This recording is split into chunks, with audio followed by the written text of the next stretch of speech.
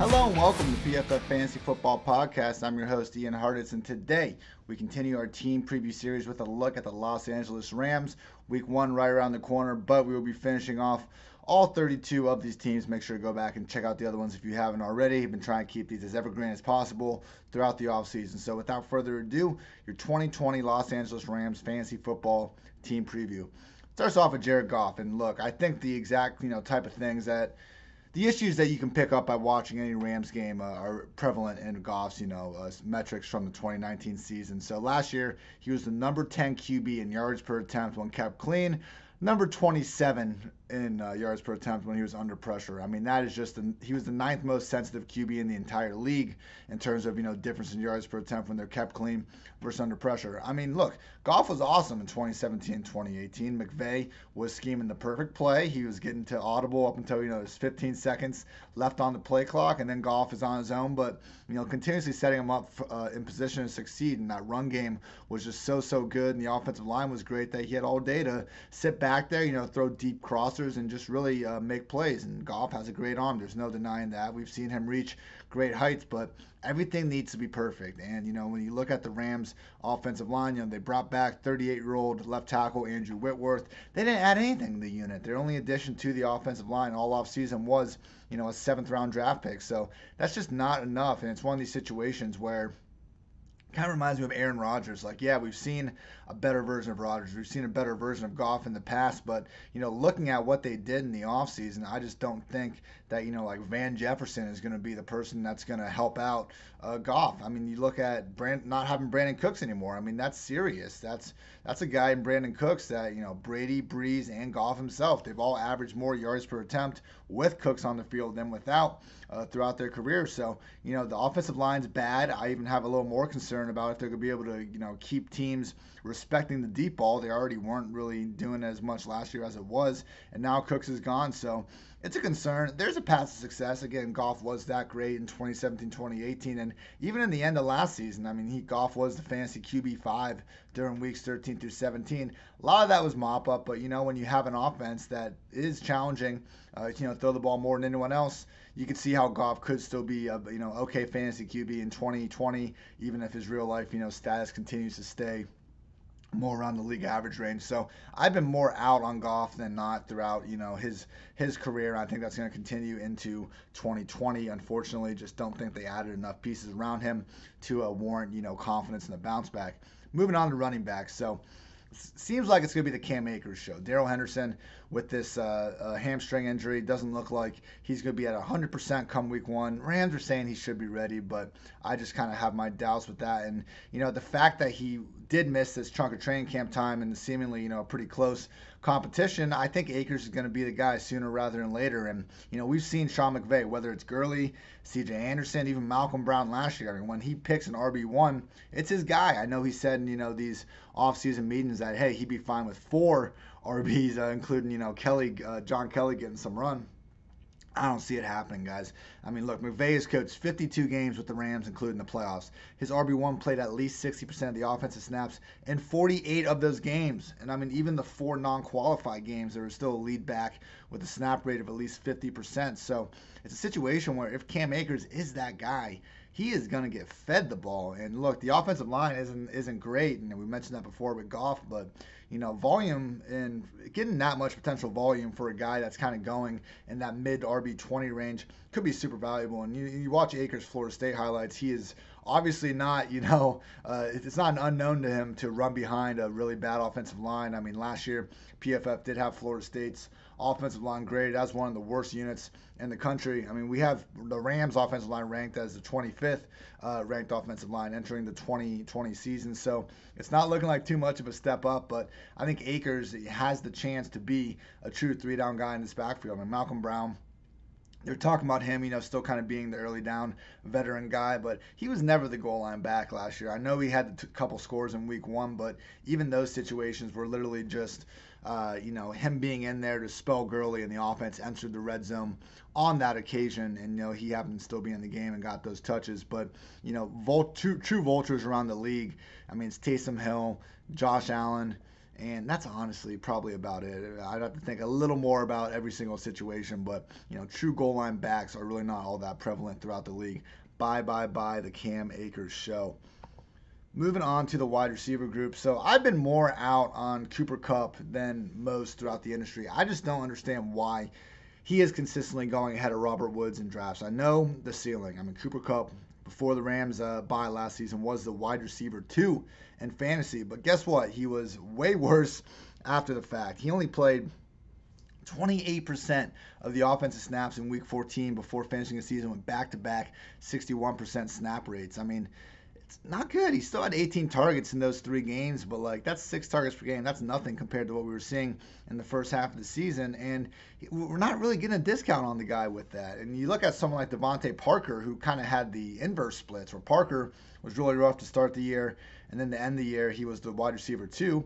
Kupp was the wide receiver 2, and then finishes, in the mid-20s in the second half of the year. And, Parker's the one that's now being ranked outside the top 20 wide receivers, and Kupp's still kind of firmly in the top 15. And, Matt Harmon is someone around the industry. He works at Yahoo Sports. He's been on the PFF Fantasy Football Podcast, and he's someone that I really respect when it comes to his opinion on wide receivers and what he does with reception perception. And they hear that Cooper Kupp, I believe he's never ranked higher than the 11th percentile against press coverage and even against man. So it's a situation where we know how good of a coach McVay is and the things he does schematically. And I think among everyone that's played with the Rams over the past few years, Kupp is the prime example of someone that's really benefited from the scheme more than others. And look, he's a great player. I'm not trying to say he's solely a product of that scheme. I mean, that touchdown he had against the Saints in 2019 where he broke like a dozen tackles seemingly was incredible. But I just wonder, without Cooks there, in defense is now really focusing more attention than ever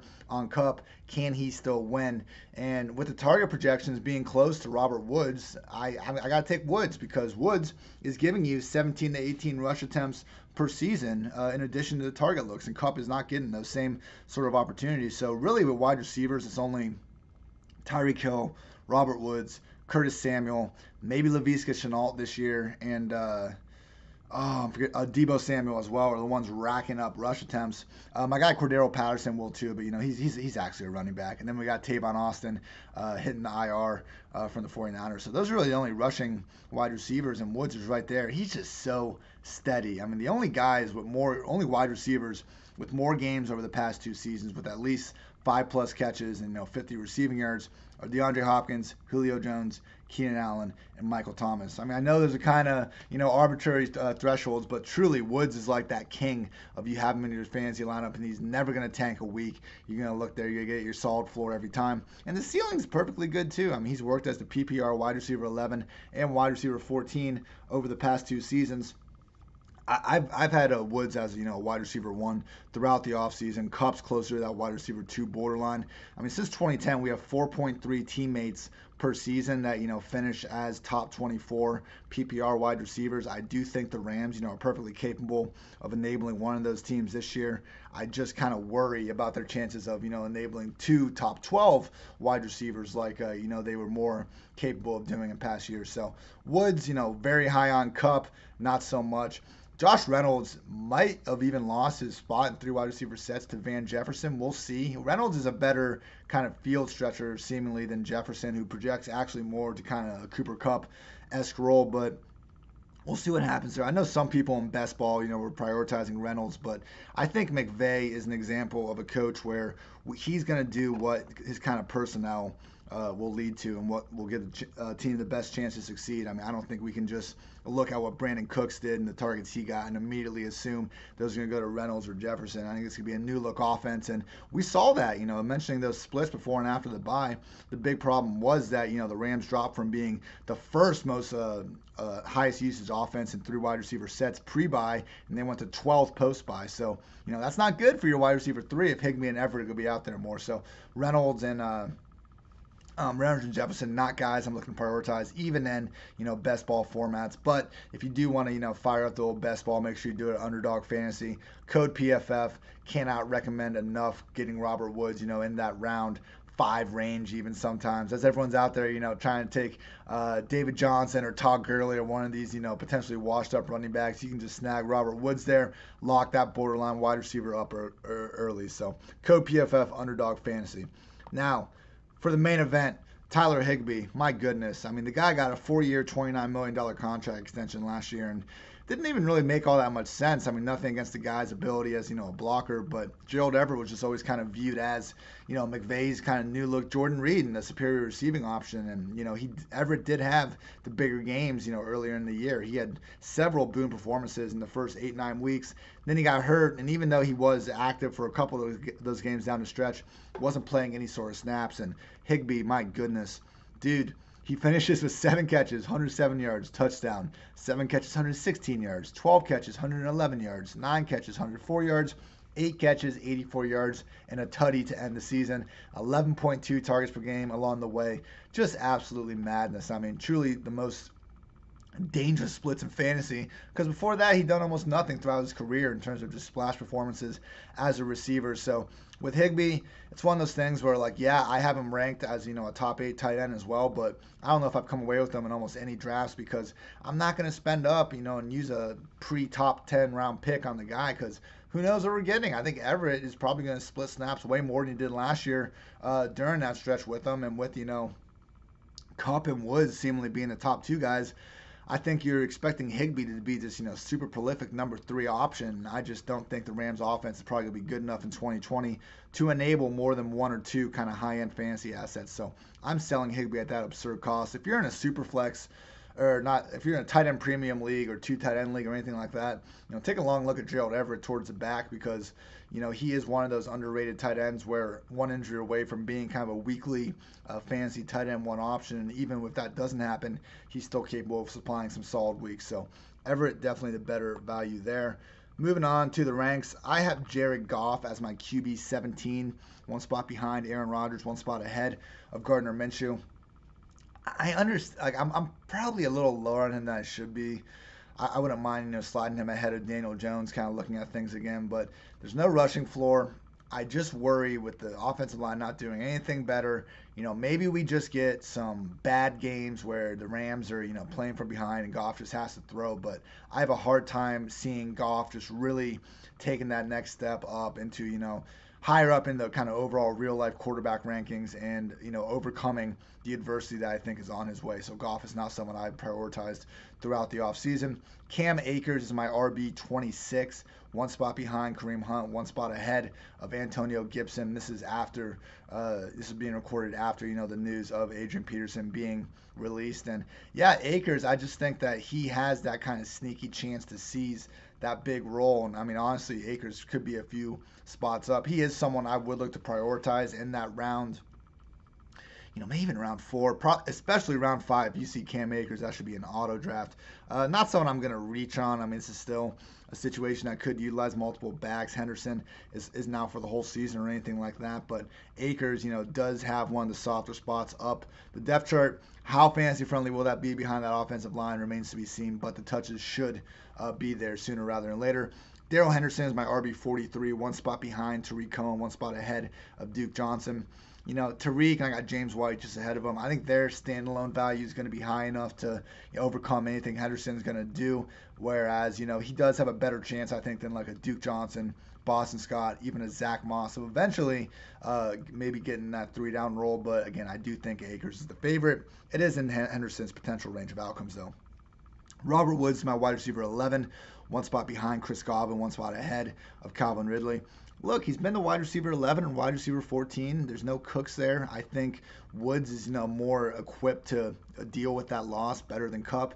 And, don't sleep on those rushing attempts. I mean, Woods is just one of these guys that he keeps getting top 10, top 15 wide receiver volume, and that's why he's putting up top 10, top 15 wide receiver seasons. So don't expect that to change. Cooper Kupp, wide receiver 24, 1 spot behind DK Metcalf, 1 spot ahead of Tyler Lockett. I mean, Lockett versus Kupp's a fair conversation. I don't know exactly why I decided to split up those Seahawks receivers with Kupp in the middle like that, but I would prioritize, Metcalf. I think his just potential ceiling for double-digit scores is higher than Kupp, and maybe McVay gets back to just absolutely crushing it. But you also have to wonder at some point, like, how much has the league figured him out, and maybe Cooper Kupp along with that. So a little bit concerning there. Tight end, Tyler Higbee is my tight end 6, one spot behind Evan Ingram, one spot ahead of Rob Gronkowski. As I've been preaching on this, I'm getting Kittle, Kelsey, Andrews, one of them. If I don't, I am wading well into double-digit rounds, targeting guys like Chris Herndon, Jonnu Smith, Blake Jarwin before I'm, even going to think about reaching on someone like Tyler Higbee. So moving on to the win total. In the NFC West, we're seeing the clear favorite, the San Francisco 49ers, at 10.5 wins. And then we have the Cardinals at 7.5, the Rams at 9. And, I just think that 9 is far, far, far too high, everyone. I mean, that offensive line, the defense should still be fine. I mean, Aaron Donald, I think it's hard to have a bad defense when you have Aaron Donald out there. And Jalen Ramsey, I would put him and Marshawn Lattimore, I think, as the favorites around the league, where, like, once Gilmore is done being the league's single best cornerback, I think Jalen Ramsey or Marshawn Lattimore will eventually rise up to that spot. So, can they be better than the Cardinals? Probably, but you also got the Seahawks there at 9 wins as well. I think the Seahawks are a more complete team with a better QB under center than the Rams. So it's confusing to even see their win totals in the same spot. I think the Rams should pretty clearly be the number 3 team in this division. And for that reason, I'm pretty confidently going under 9 wins for Los Angeles Rams. So that's going to do it, everyone. Thank you for listening. I'm Ian Hartitz. This has been the PFF Fantasy Football Podcast. And take care until next time. Thanks for watching the PFF YouTube channel. And if you want to subscribe, all you have to do is push the button. Don't forget everything you get. A little fantasy, push the button. A little green line for the gambling aspects of the game, push the button. College football, push the button. The YouTube channel from PFF.